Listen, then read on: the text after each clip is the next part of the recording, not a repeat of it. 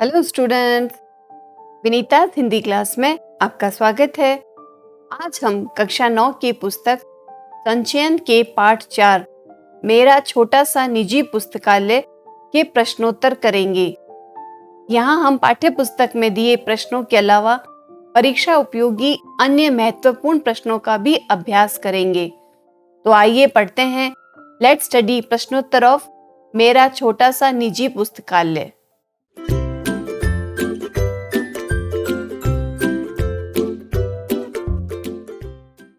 पहला प्रश्न है, लेखक का ऑपरेशन करने से सर्जन क्यों हिचक रहे थे? उत्तर है होगा इसका, लेखक को 3 हार्ट अटैक हुए थे। बिजली के झटकों से प्राण तो लौटे मगर दिल का 60% भाग नष्ट हो गया। बाकी बचे 40% में भी रुकावटें थी। सर्जन इसीलिए हिचक रहे थे कि 40% हृदय ऑपरेशन के बाद हरकत में नहीं आया तो लेखक की जान भी जा सकती थी। अगला प्रश्न, किताबों वाले कमरे में रहने के पीछे लेखक के मन में क्या भावना थी? लेखक को बचपन से ही किताबें पढ़ने और सहेजने का बहुत शौक था। बचपन से लेखक का किताबों के साथ अटूट जुड़ाव था, ऐसा जुड़ाव जो टूटे नहीं, अटूट न टूटने वाला। उन्हें लगता था कि उनके प्राण किताबों में बसे हैं। पुस्तकों के बीच लेखक खुद को भरा भरा महसूस करते थे, इसलिए वह अपने किताबों वाले कमरे में रहना चाहते थे। अगला प्रश्न है, लेखक के घर में कौन कौन सी पत्रिकाएं आती थी? लेखक के घर में आर्यमित्र साप्ताहिक, वेदोदम, सरस्वती, गृहिणी और 2 बाल पत्रिकाएं, बाल सखा तथा चमचम आती थी।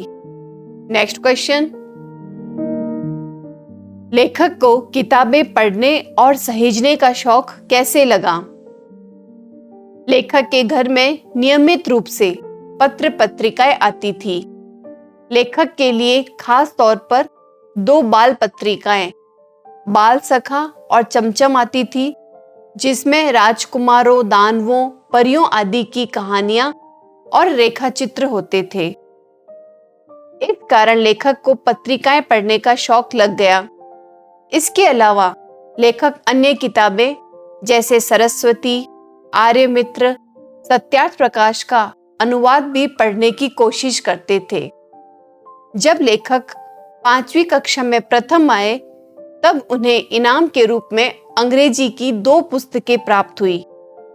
उस समय उनके पिताजी ने अपनी अलमारी में जगह बनाकर उन किताबों को सहेज कर रखने की उन्हें प्रेरणा दी थी।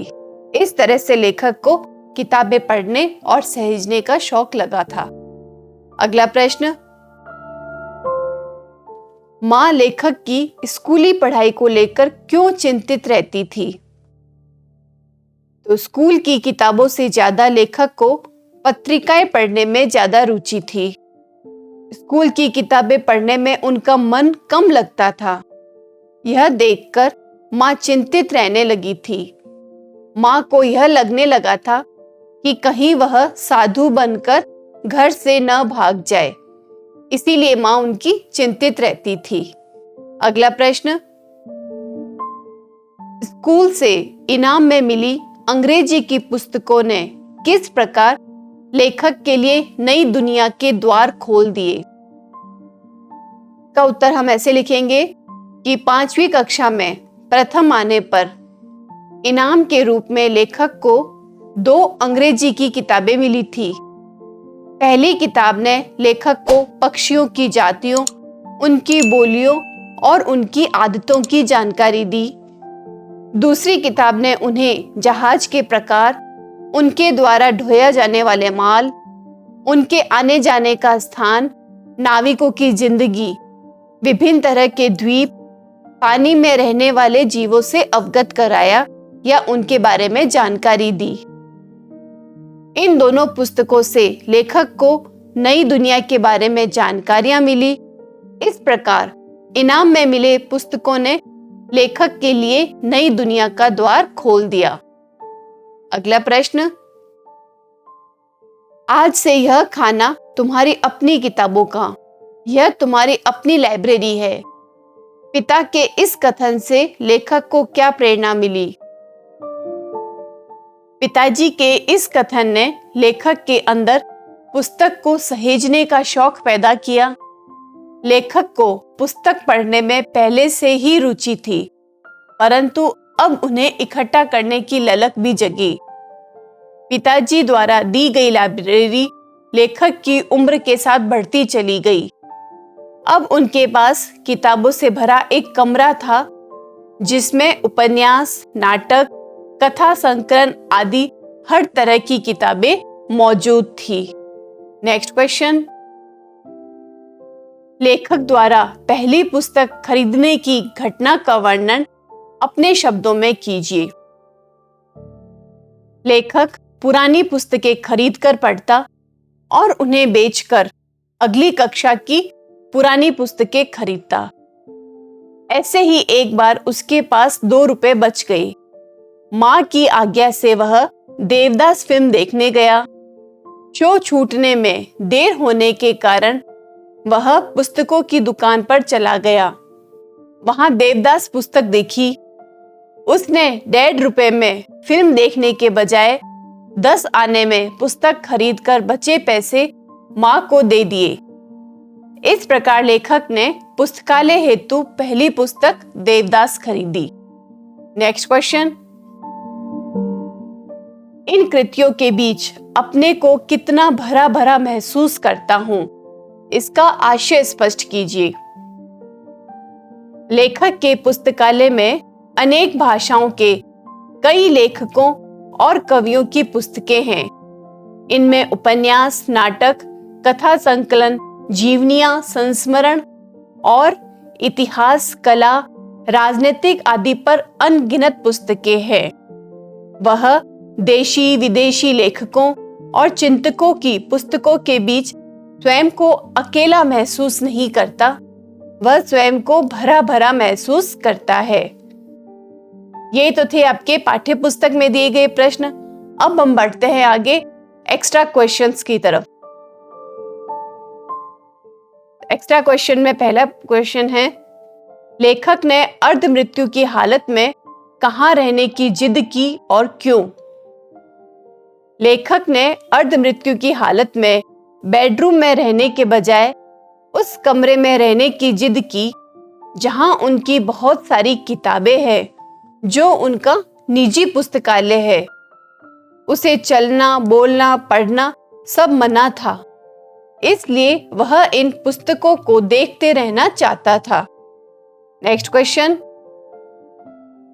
लेखक को कौन सी पुस्तक समझ में नहीं आई और किस पुस्तक ने उसे रोमांचित कर दिया? लेखक को सत्यार्थ प्रकाश के खंडन मंडन वाले अध्याय समझ में नहीं आते थे। इसके विपरीत स्वामी दयानंद की एक जीवनी की अनेक घटनाएं, चूहे को भगवान का भोग खाते देख यह मान लेना कि प्रतिमाएं भगवान नहीं होती, घर छोड़कर भाग जाना, तीर्थों, जंगलों, गुफाओं, हिम शिखरों पर साधुओं के साथ घूमना, भगवान क्या है, सत्य क्या है आदि ने उसे रोमांचित कर दिया था। अगला प्रश्न, लेखक ने बिंदा और पुस्तकों को क्यों प्रणाम किया?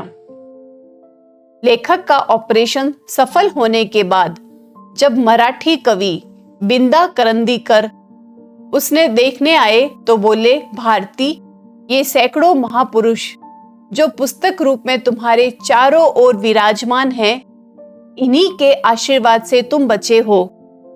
इन्होंने तुम्हें पुनर्जीवन दिया है। यह सुन लेखक ने कवि बिंदा और पुस्तकों को प्रणाम किया। नेक्स्ट क्वेश्चन, बीमार लेखक को कहां लिटाया गया? वह लेटे लेटे क्या देखा करता था? बीमार लेखक ने जिद की कि उसे उस कमरे में लिटाया जाए जहां उसकी हजारों पुस्तकें रखी हुई थी।